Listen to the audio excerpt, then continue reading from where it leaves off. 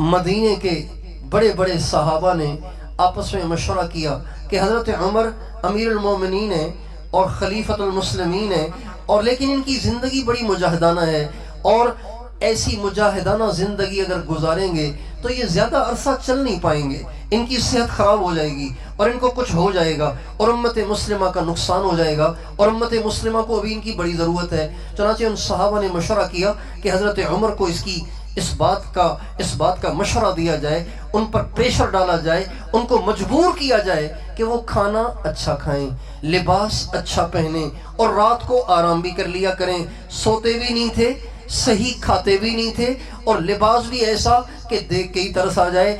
आज तो फ़कीर भी ऐसा लिबास नहीं पहनेगा जैसा आधी दुनिया का बादशाह उस ज़माने में लिबास पहनता था। एक एक चादर में 13 पेवंद लगे होते थे, 13 पेवंद लगे होते थे, 13 पेवंद लगे होते थे। और खाना ऐसा होता था कि हर आदमी वो खाना खा ही नहीं सकता था। उनको वो खाना खाते हुए देखकर भी अगला परेशान हो जाता था कि ये इनके गले से नीचे कैसे उतर रहा है। सूखे रोटी के टुकड़े वो पानी में भिगो के खाया करते थे। तो साहबा ने मशवरा किया क्या करना चाहिए। हजरत अली ने मशवरा किया। मशवरा किसने किया, सब बताएं, मशवरा किसने किया। हजरत अली ने चंद सहाबा से मिलकर ये मशवरा किया। अच्छा जी, अब उमर से बात कौन करे, हर एक की तो ज़रूरत नहीं कि हज़रत उमर के सामने कुछ कह सकें।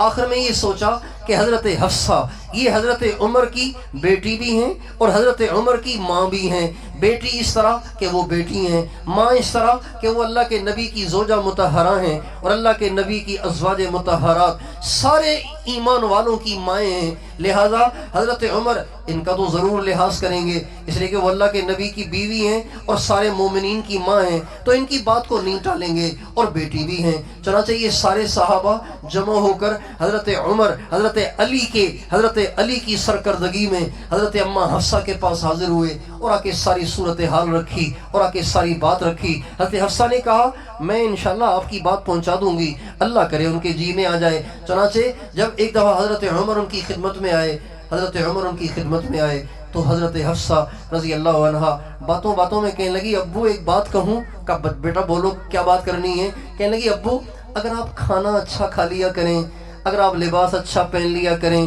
कुछ आराम कर लिया करें, तो उम्मत के लिए बड़ी आसानी हो जाएगी, उम्मत को बड़ा आपसे ज़्यादा अरसा फ़ायदा उठाने का मौका मिलेगा। हज़रत उमर बड़े साहिब फरासत थे, बड़े साहिब कश्फ थे। हज़रत हफ्सा की ये बातें सुन के कहने लगी, हफ्सा ये तुम नहीं कह रही हो, ये तुमसे कोई और कहलवा रहा है, ये तुमसे कोई और कहलवा रहा है, ये तुमसे कोई और कहलवा रहा है। फिर फरमाने लगे, हफ्सा तुझे ये बातें ज़ेब नहीं देती कि तू मुझे ये मशवरे दे। क्या तूने देखा नहीं कि अल्लाह के नबी ने तेरे घर में कैसी ज़िंदगी गुजारी, कि अल्लाह के नबी के पास कपड़े थे, आपको याद नहीं कि अल्लाह के नबी के पास एक जोड़ा था, एक दफ़ा वो जोड़ा मेला हो गया, अल्लाह के नबी ने खुद उसे धोया, अभी वो गीला था कि नमाज का टाइम हो गया, हज़रत बिलाल बुलाने आ गए। अल्लाह के नबी ने फरमाया, बिलाल नमाजियों को इंतज़ार कराओ, मेरे कपड़े अभी गीले हैं, ये कपड़े खुश्क होंगे तो पहन के नमाज पढ़ाने आ जाऊंगा। और फरमाया, हफ्सा तुम्हें याद नहीं कि अल्लाह के नबी के लिए एक दफ़ा तूने वो बोरिया और वो टाट जो तू हमेशा दौरा करके बिछाती थी, तुमने एक दफ़ा उसे चौरा करके बिछा दिया था। तो सुबह अल्लाह के नबी ने तुमसे फरमाया था, हफ्सा तुमने क्या बिछा दिया था, इतना नरम बिस्तर, बोरिए को चौरा किया तो नरम हो गया। आपने सलाम फरमाने लगे, हफ्सा इसे दोबारा दौरा कर दो, आज तुम्हारे नरम बिस्तर ने मुझे तहज्जुद में उठने में परेशान किया और मुझे तहज्जुद में उठने में दुश्वारी हुई। मैंने पढ़ तो ली लेकिन मैंने अपने आप को मशक्क़त से उठाया। हफ्सा मेरे बिस्तर को दोबारा वैसा ही कर दो जैसा पहले था।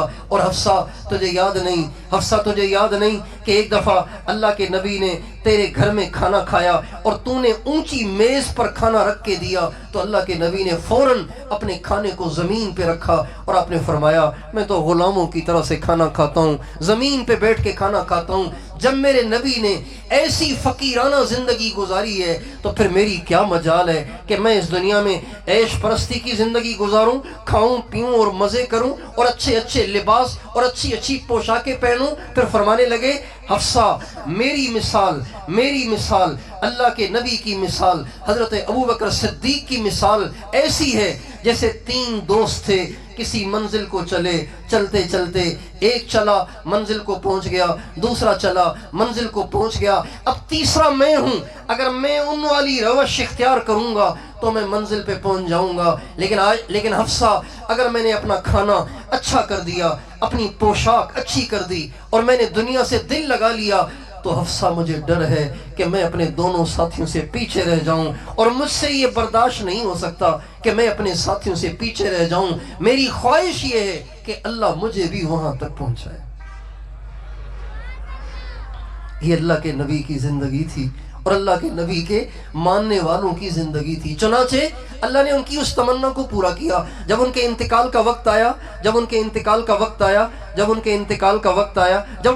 انتقال ہو گیا، حضرت عبداللہ ابن عباس کہتے ہیں حضرت عمر کو قبر میں اتارا جا رہا تھا، میں قبر کے پاس کھڑا ہوا تھا، میرے پیچھے کوئی آیا اور میرے کندھے پہ ہاتھ رکھا اور زار و قطار رونے لگا اور کہنے لگا عمر مجھے پتا تھا کہ تیری قبر یہیں بننی ہے، عمر مجھے پتا تھا کہ تیری قبر یہیں بننی ہے، اس لیے کہ میں نے اللہ کے نبی سے کئی دفعہ یہ سنا کہ میں اور ابو بکر اور عمر آئے، میں اور ابو بکر اور عمر گئے، میں اور ابو بکر اور عمر داخل ہوئے، میں اور ابو بکر اور عمر نکلے، اے عمر مجھے پہلے ہی پتا تھا کہ تیری قبر یہیں بننی ہے، اللہ کے نبی کے ساتھی بننی ہے۔ حضرت عمر نے جس تمنا کو رکھ کر، جس آرزو کو رکھ کر مجاہدے کیے، اللہ نے ان کی اس خواہش کو پورا کر دیا اور ہمیشہ کے لیے اللہ کے نبی کے ساتھ جوڑ دیا۔ میرے دوستو، ہم سب مسلمان ہیں، ہم زندگی وہ نہیں گزاریں گے جو دنیا گزار رہی ہے۔ عزت ایک نشہ ہے، مادیت کا نشہ، پیسے کا نشہ، بڑے بڑے گھر بنانے کا نشہ، مالدار بننے کا نشہ، پیسے والا بننے کا نشہ۔ ہمارا مزدور سے مزدور بھی، آپ اس سے پوچھیں کوئی دل میں خواہش ہے، کہتا ہے میری خواہش بھی یہی ہے کہ میرے پاس بھی بنگلہ ہو اور گاڑی۔